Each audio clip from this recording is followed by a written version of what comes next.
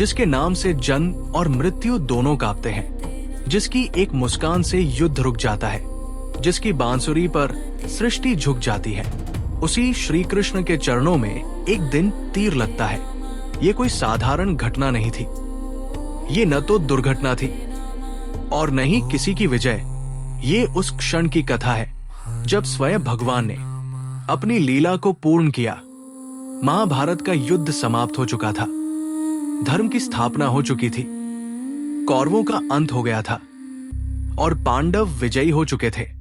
लेकिन युद्ध की समाप्ति के साथ ही कलियुग का प्रवेश भी प्रारंभ हो गया था।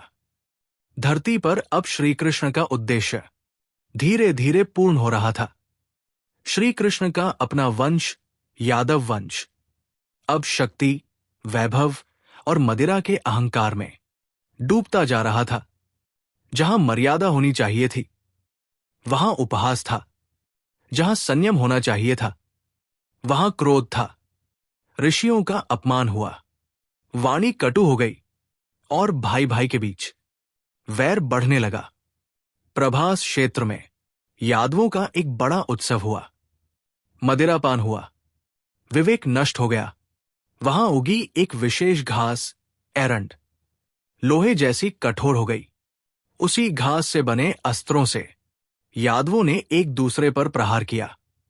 हंसी देखते ही देखते युद्ध में बदल गई और कुछ ही समय में पूरा यादव वंश अपने ही हाथों नष्ट हो गया।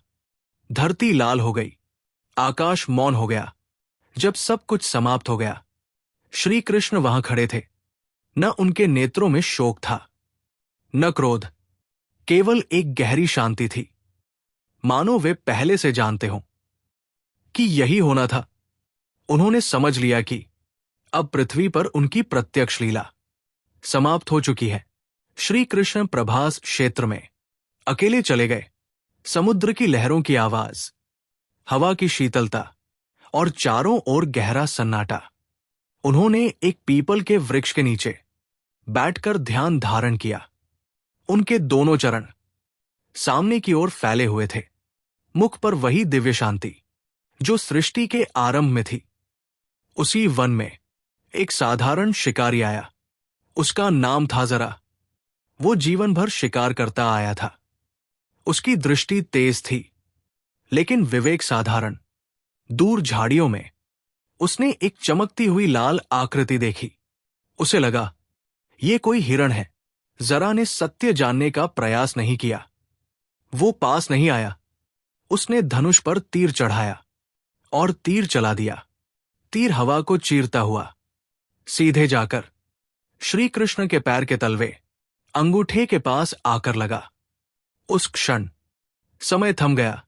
रक्त की एक बूंद गिरी, लेकिन चेहरे पर पीड़ा नहीं थी। श्री कृष्ण ने धीरे से आंखें खोली। उनकी दृष्टि में न क्रोध था, न भय, केवल करुणा थी। जब जरा दौड़कर पास आया और उसने देखा कि तीर स्वयं श्री कृष्ण को लगा है, तो वो कांप उठा। वो भूमि पर गिर पड़ा। उसकी आंखों से आंसू बहने लगे। वो रोते हुए बोला, प्रभु, मुझसे अज्ञान में महापाप हो गया, मुझे क्षमा कर दीजिए। श्री कृष्ण ने शांत स्वर में कहा, जरा उठो, तुम अपराधी नहीं हो। उन्होंने बताया कि पूर्व जन्म में जरा राजा बाली था और श्रीराम के हाथों मारा गया था। आज वही कर्म पूर्ण हुआ। श्री कृष्ण ने जरा को क्षमा ही नहीं दी, बल्कि उसे मुक्ति भी दी। जहां मनुष्य दंड देता है, वहां भगवान मोक्ष प्रदान करते हैं। जरा के सभी पाप उसी क्षण नष्ट हो गए। इसके बाद श्री कृष्ण पुनः ध्यान में लीन हो गए। उनका शरीर स्थिर हो गया। ये मृत्यु नहीं थी, ये महाप्रयाण था।